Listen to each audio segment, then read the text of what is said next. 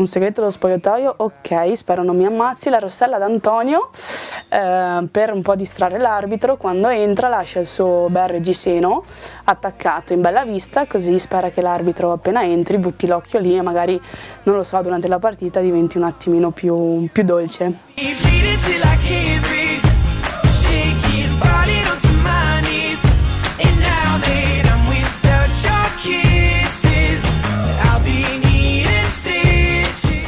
Marta Michelon, 21 anni, centrocampista centrale. La compagna più forte è la Marta Michelon. Marta Michelon. Marta Michelon. Marta Michelon. Marta Michelon. La compagna più forte è Marta Michelon. Marta Michelon. Marta Michelon. Sì, beh, adesso è diventato molto sul tono scherzoso perché ne approfittano e mi fanno ripetutamente battute, però mi sento, devo dire che non me l'aspettavo e scoprirlo in questo modo mi ha fatto davvero tanto piacere. È una responsabilità che sento addosso, che spero di riuscire a mantenere sempre, però è una bella responsabilità, mi ha fatto crescere e devo solo che ringraziarle se pensano questo di me.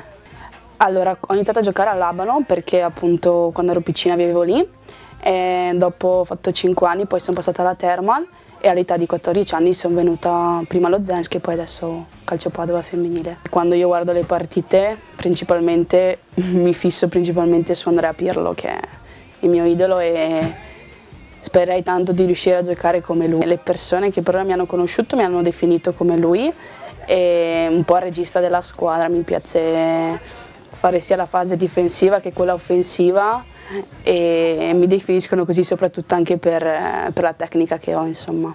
Beh, a livello fisico devo mettere su ancora molto fiato, infatti è una mia pecca il fiato. Il bello di questo sport è che mi piace tutto ciò che c'è sia prima che dopo. Prima tutta l'ansia pre-partita, la voglia di immaginarti cosa potrebbe accadere in partita e poi il dopo sentirsi felici di aver portato a termine 90 minuti, lo spirito di gruppo che si crea in una partita.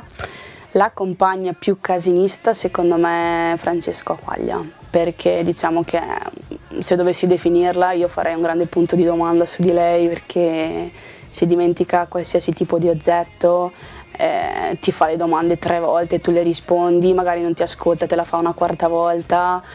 La compagna più seria è il capitano Valentina Dal Pozzolo, che esige una certa disciplina che magari non sempre tutte noi teniamo, avendo dei caratteri molto estroversi e vivaci. La compagna più forte secondo me è Claudia Ferrato, perché da sola è in grado di farti il reparto, oltre ad avere una grande dote fisica, anche una buona tecnica, ha un tiro da fuori aria, colpo di testa è tutto suo, diciamo. La compagna più simpatica per me è il nostro portiere, Elena Orlando, che quando c'è, lei è sempre pronta a far festa, non dice mai di no, ha sempre il sorriso, è sempre contenta, sempre la battuta pronta, è proprio una bella persona. Io sono al 2º anno di Scienze dell'Educazione, studio qui a Padova e tutti i pomeriggi tengo una bimba bellissima, faccio babysitter tutti i pomeriggi. Sono calciatrice, lo devo principalmente ai miei genitori che da quando sono piccola mi hanno sempre seguita e in particolar modo a mio papà, che ringrazio e saluto,